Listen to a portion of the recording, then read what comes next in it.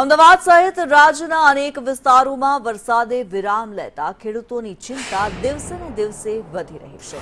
છોટાઉદેપુર જિલ્લાના બોડેલી તાલુકાના કુંદનપુર ગામમાં સ્થિતિ સૌથી વધુ ગંભીર બની છે।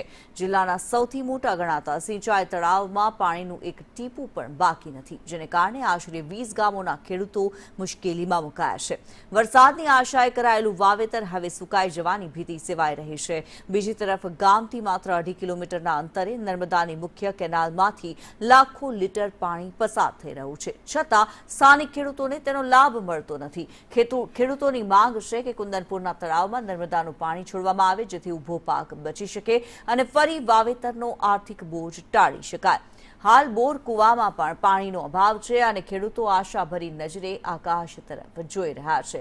હવે જોવાનું એ રહેશે કે તંત્ર ખેડૂતોની આ વ્યાજબી માંગને સ્વીકારી કુંદનપુર તળાવમાં નર્મદાનું પાણી છોડવાનો નિર્ણય ક્યારે લેશે।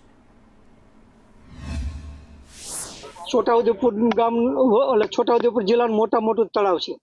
જો અમારે અત્યારે ખાલી ખામ છે અને અહીંથી કેનાલ માત્ર 2.5 કિલોમીટર દૂર છે, તો કેનાલનું પાણી જો અમારા તળાવમાં નાખવામાં આવે તો આજુબાજુના વિસ્તારોને પીવાનું પાણી ને બોર કુવા ચાલે। અત્યારે બોર કુવા એકદમ ખાલી ખામ થઈ ગયા છે અને ખેડૂતે વાવેતરે કરી દીધું છે, તો અત્યારે વરસાદની કોઈ શક્યતા છે નહીં।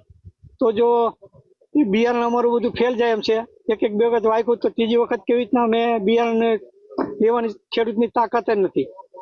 તો અમારી નર્મદાનું પાણી જો અમારા તળાવમાં નાખે તો અમારે આજુબાજુ વિસ્તારમાં પિયાજ થાય અને પીવાનું પાણી મળી રહે।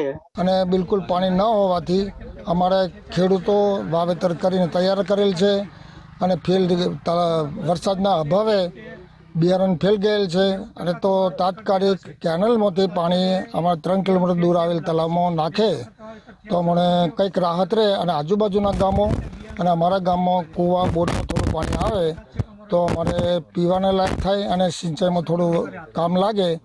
ગામ કુંદનપુરનો તળાવ છે, એ તળાવમાં પાણી ખાલી છે।